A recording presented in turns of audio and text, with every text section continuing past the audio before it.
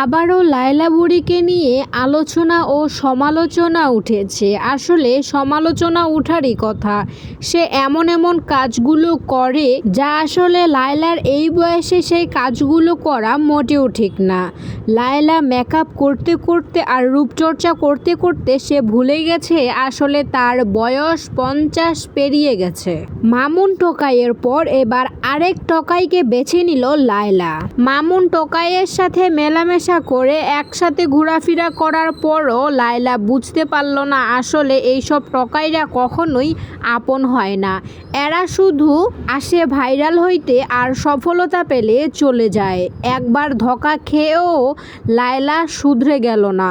আবারও আরেক টোকাইয়ের পাল্লায় পড়েছে লায়লা। তা নিয়ে শুরু হয়েছে আলোচনা ও সমালোচনা। অনেকেই বলছে এই বুড়ি লায়লা আর ভালো হলো না। অনেকেই বলছে লায়লা যদি তার মেয়ের সাথে এই ছেলের বিয়ে দিত তাহলে বিষয়টা ভালো দেখাতো, কিন্তু সে নিজেই কচি কচি টোকাই ছেলেদেরকে নিয়ে নিচ্ছে, আর বাকি মেয়েরা কি করবে? এভাবেই অনেকেই লায়লাকে কটাক্ষ করছে।